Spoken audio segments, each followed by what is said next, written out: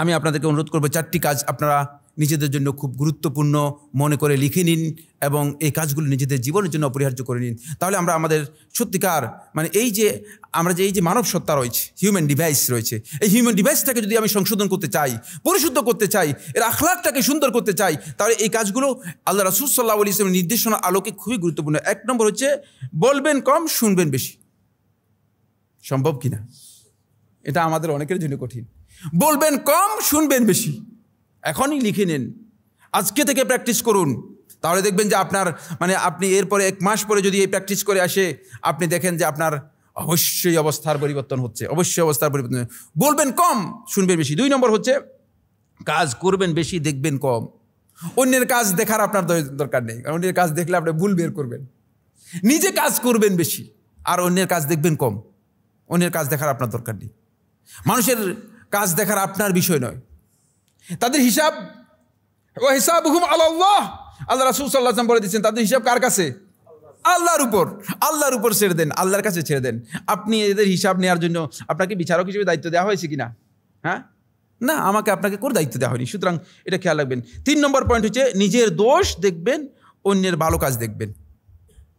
নিজের দোষগুলো দেখবেন, অন্যের ভালো কাজগুলো দেখবেন। দেখবেন আপনার ডিভাইসটা কি হয়ে যাচ্ছে, পরিচ্ছন্ন হয়ে যাচ্ছে। আপনার যে ডিভাইস রয়েছে, এই ডিভাইসটা আপনার যে মানব সত্তা রয়েছে, এটাকে আপনি পরিশুদ্ধ করতে পারবেন।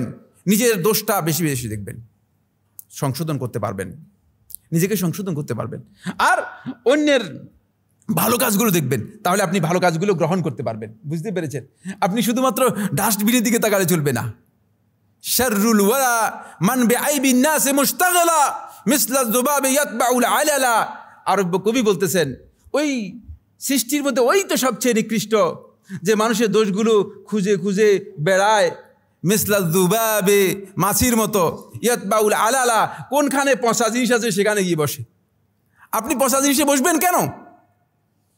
আপনি তো পবিত্র মানুষ, আপনি সুন্দর মানুষ, আপনাকে আল্লাহ রাব্বুল আলামিন মর্যাদাশীল করেছেন। সুতরাং পচা জিনিসে গিয়ে বসার চেষ্টা করবেন না। 4 নম্বর শেষ কথা বন্ধুগণ, সেটা হচ্ছে নিজেকে বড় মনে করবেন না, বরং অন্যকে সম্মান করবেন।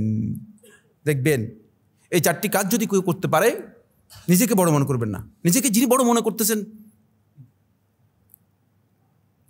হামসুমান ডাঙ্গারি নিস্ত ফার্সিতে বলে যে আমি আর কেউ কিছু না। বুঝতে পেরেছেন?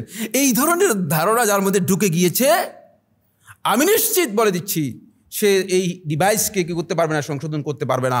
এজন্য নিজেকে বড় মনে করবেন না, সম্মান করবেন অন্যদেরকে সম্মান করা এটা রাসূলুল্লাহ সাল্লাল্লাহু আলাইহি ওয়াসাল্লাম সুন্নাহ। সুবহানাল্লাহ। আল্লাহ নবী সাল্লাল্লাহু আলাইহি ওয়াসাল্লাম বাচ্চাদেরকে সালাম দিতেন। হাযা আকুলু কাওলি হাযা লি ওয়া লাকুম ফাস্তাগফিরু লি ওয়া লাকুম ফাস্তাগফিরুহু ইন্নাহু হুয়াল গফুরুর রহিম।